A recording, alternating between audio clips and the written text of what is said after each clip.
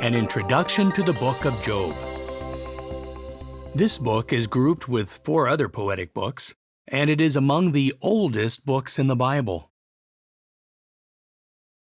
It was completed by Moses about 1473 BCE, toward the end of the Israelites' 40-year trek in the wilderness. The man Job lived in Uz. Shem, a forefather of Abraham, was likely an ancestor of Job as well.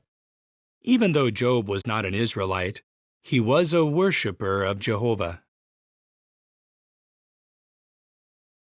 Job was very wealthy. He had many servants and owned thousands of sheep, camels, and other livestock. He and his wife had 10 children, and he was highly respected in his community. However, all of this was lost because of a series of tragic events.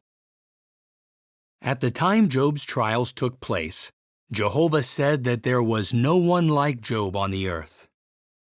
Therefore, we can place these events after the death of the faithful man Joseph, but before Moses became leader over Israel. The book of Job contains 42 chapters. Chapters 1 and 2 reveal events that took place in the heavens.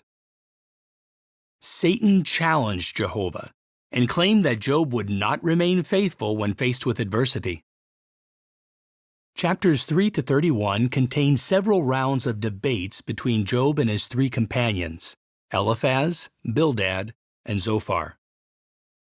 Eliphaz ridiculed Job's integrity and implied that man is useless to God. Bildad suggested that Job was suffering as punishment for his sins.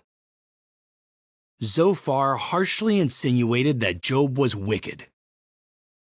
Job attempted to defend himself from these accusations, but in doing so, he made incorrect statements about Jehovah.